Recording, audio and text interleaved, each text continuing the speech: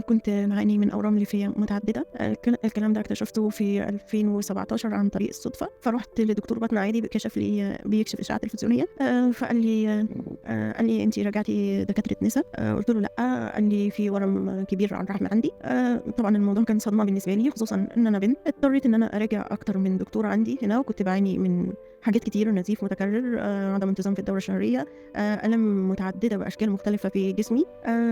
أكتر من دكتور أروح له ما كانش حد بيقول لي أنا عندي كام ورم. أكتر عدد وصلت له عند الدكاترة هنا 3 أورام، لغاية ما الموضوع زاد معايا أوي، فقررت إن أنا أعمل عملية. فكل ما أروح لحد يقول لي إنه مش هيعرف يتفادى إنه يسيب لي الرحم سليم، وأنا كأي بنت في الدنيا مش عايزة تقضي على حلمها في الأمومة. أي نعم أنا 39 سنة، بس مش عايزة أعيش ناقصة حاجة يعني.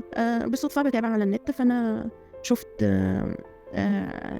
إعلانات لدكتور عبد الله إسماعيل في المنصورة. راجعت تقريبًا كل الفيديوهات اللي على صفحته.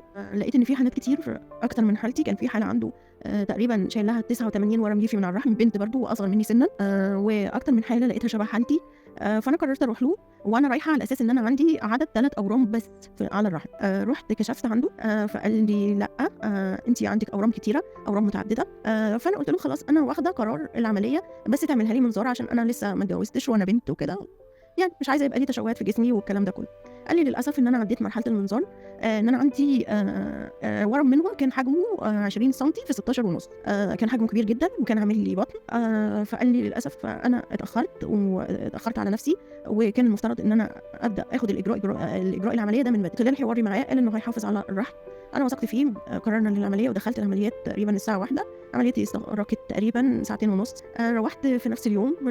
تقريبًا أنا بديت أتعافى من أول يوم، كل الحاجات اللي كنت باعاني منها، أنا تقريبًا ما كنتش بانام من الآلام اللي كانت في جسمي. الحمد لله ده كله راح. بالنسبة لانتظام الدورة الشهرية تمام.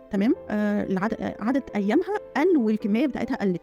تقريبًا أنا دلوقتي حاسة إن أنا حد سوي نفسيًا أو إنسانة طبيعية، زي أي حد غير الأول. أنا باشكر الدكتور عبد الله إسماعيل جدًا، ربنا يكرمه يا رب ويبارك فيه، إن أنا دلوقتي حد تاني. يعني أنا ندمت إن أنا اتأخرت في العملية. اتعافيت وبقيت أحسن من الأول. بس أنا دلوقتي باتابع مع الدكتور. وبالنسبة لجرحي كمان بيختفي تمامًا. هو ما اختفاش دلوقتي تمامًا، هو لسه بيختفي، كل شوية بيقل تدريجيًا. شكله وحجمه بيتغير. والحمد لله أنا اتعافيت وتمام. ألف حمد وشكر لله.